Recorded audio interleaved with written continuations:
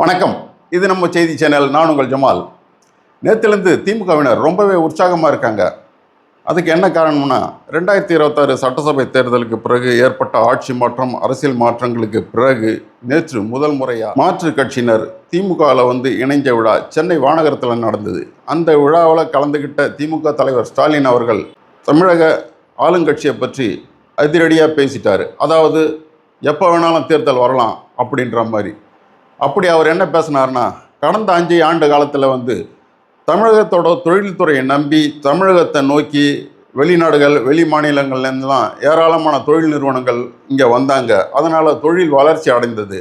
ஆனால் கடந்த 1 மாத காலத்தில், அதாவது புதிய ஆட்சி அமைஞ்ச பிறகு அந்த நிலைமை தலைகீழாக மாறி இருக்கு. தொழில்துறை படு பாதாளத்தில் போயிருக்கு. இது தவிர மின்வெட்டு, சட்டம் ஒழுங்கு பிரச்சனை, இதனால் மக்கள் ரொம்பவே பாதிக்கப்பட்டிருக்காங்க. இந்த நிலைமையில் அமைச்சர்கள்கிட்ட நேரடியாக மக்கள் கேள்வி கேட்கிற நிலைமை ஏற்பட்டு இருக்கு. மக்களுக்கு ஆதரவாக திமுக துணை நிற்கணும். திமுகவை எந்த கொம்பனாலும் அசைக்க முடியாது. எந்த நேரத்தில் வேண்டாலும் தேர்தல் வரலாம். 1 மாதத்துலேயோ 6 மாதத்துலேயோ கூட தேர்தல் வரலாம். அதில் 100% வெற்றி பெறுவதற்கு திமுகவினர் தயாராக இருக்கணும் அப்படின்ற மாதிரி அதிரடியாக பேசிவிட்டார். இதை தொடர்ந்து தஞ்சாவூரில் நடந்த திருமண விழாவில் திமுக இளைஞரணி செயலாளரும் எதிர்க்கட்சி தலைவருமான உதயநிதி ஸ்டாலின் அவர்கள் சட்டசபையில் முதல்வர் விஜய் அவர்கள் பேசிய எங்கே உங்கள் அப்பாவை காணும் குட்டி கதைக்கு கவுண்டர் கொடுக்குற மாதிரி விவசாயிகள், பொதுமக்கள் எல்லாருமே மின்வெட்டு பிரச்சனை, தண்ணீர் பிரச்சனை, அதாவது எப்போவுமே வருஷம் ஜூன் 12ஆம் தேதி மேட்டூர் அணையிலேருந்து தண்ணீர் திறந்து விவசாயத்துக்காக தண்ணீர் திறந்து விடுவாங்க. ஆனால் இந்த வருஷம் அது செய்யலை. இந்த மாதிரி பிரச்சனைகளால் விவசாயிகளும் மக்களும் பாதிக்கப்பட்டிருக்காங்க. அவங்கெல்லாம் மின்சாரம் எங்கேன்னு தேடிட்டு இருக்காங்க, தண்ணீர் எங்கேன்னு தேடிட்டு இருக்காங்க அப்படின்னு அவர் கொஞ்சம் கிண்டலாகவும் கலாய்க்கிற விதமாகவும் பேசி பரபரப்பை ஏற்படுத்தியிருக்காரு.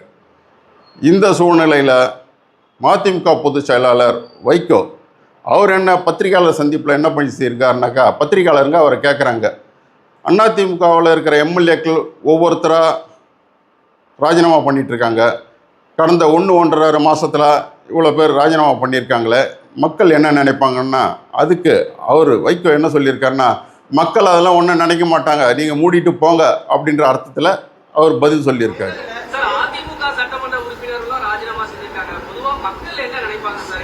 மக்கள் ஒன்றும் நினைக்க மாட்டாங்க, நியாயம் நினைப்பாங்க. இன்னொரு ப்ரெஸ் மீட்டில் அவர் நான் விஜயை சந்தித்த போது விஜய் சொன்னார், உங்கள் கட்சி எம்எல்ஏக்களை ராஜினாமா பண்ண சொல்லுங்கள், இடைத்தேர்தல் வரும்போது நான் உங்களுக்காக பிரச்சாரம் பண்ணுறேன் அப்படின்னு சொல்லியிருக்காரு. இது எப்படி இருக்குன்னா, ஏற்கனவே குதிரை பேர விமர்சனத்தால் ஆளுங்கட்சிக்கு சின்ன சின்ன நெருக்கடிகள் ஏற்பட்டிருக்கு. இந்த சூழ்நிலையில் வைகோ ஒரு அனுபவமிக்க அரசியல்வாதி. அவர் இப்படி ஒரு விஷயத்தை பேசுனது தாவேகா மத்தியில் அதிருப்தியை ஏற்படுத்தியிருக்கு. தாவேகா கட்சியோட ஐடி விங் ஒரு செய்தியை வெளியிட்டிருக்காங்க. அது என்னென்னா, திமுக தலைவர் ஸ்டாலின் பொறாமையாலும் விரக்தியாலும் தான் இந்த மாதிரி பேசிகிட்டு இருக்காரு.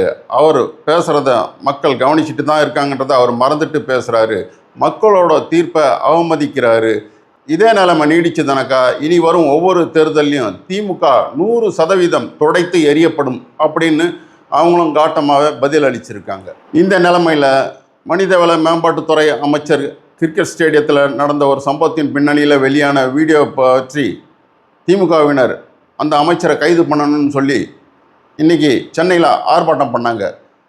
ஸ்டாலின் அவர்கள் பேசின பேச்சுக்கு அப்புறம் இந்த ஆர்ப்பாட்டத்தில் ஏராளமானவர் கலந்துக்கிட்டாங்க. அது அவங்களோட புது எழுச்சியை காட்டுதா, இல்லை தலைவரோட பேச்சுக்கு உற்சாகம் அளிக்கணுன்ற மாதிரி அவங்க கலந்துக்கிட்டாங்களான்றது தெரியல. ஆனாலும் சேகர்பாபு தலைமையில் நடந்த ஆர்ப்பாட்டத்தில் ஏராளமானவர் கலந்துக்கிட்டாங்க. அதிமுகவை சேர்ந்த 6 எம்எல்ஏக்கள் இது வரைக்கும் ராஜினாமா பண்ணியிருக்காங்க. அதாவது இந்த 1.5 மாதத்தில் 6 எம்எல்ஏக்கள் ராஜினாமா பண்ணியிருக்காங்க. அவங்க தாவேகாவோட ஆதரவு நிலையை தான் எடுப்பாங்க. அப்படி எடுக்கும்போது மக்கள்கிட்ட அதாவது தொகுதி மக்கள்கிட்டே அவங்க நம்பிக்கை இழந்துட்டாங்க. அந்த அதிருப்தி தாவேகா மேலேயும் வரும். தாவேகாவும் அவங்களோட நம்பிக்கையை இழக்கக்கூடிய சூழல் இருக்குது. இந்த 6 தொகுதி உட்பட முதல்வர் விஜய் அவர்கள் போட்டியிட்டு வெற்றி பெற்று ராஜினாமா பண்ண திருச்சி கிழக்கு என 7 தொகுதிகள் காலியாக இருக்குது. இந்த 7 தொகுதிகளில் இடைத்தேர்தல் நடந்தால் தாவேகாவே ஜெயிச்சாக்கா தாவேகாவோட பெரும்பான்மைக்கான ஒரு பாதுகாப்பான ஒரு சூழல் ஏற்படும். இல்லை அங்கே கடந்த ஏப்ரல் மாதம் நடந்த பொது தேர்தல் மாதிரி நிலைமை மாறிச்சனா, இடைத்தேர்தலில் நிலைமை மாறிச்சனாக்கா அப்போது அது தாவேகாவோட ஒரு சரிவுக்கு வழிவகுக்கும். அந்த சூழல் தாவேகாக்காரங்க எதிர்பார்க்கல. அதே நேரம் அந்த வாய்ப்பை மிஸ் பண்ணக்கூடாதுன்ற வகையில் திமுகவும் மற்ற கட்சிகளும் இருக்குது. இந்த நிலைமையில் இனிமே திமுகவோட ஒவ்வொரு ஆட்டமும் அதிரடியாக இருக்குன்னு சொல்லிட்டு அவங்க கட்சிக்காரங்க ரொம்பவே உற்சாகம் அடைஞ்சிருக்காங்க.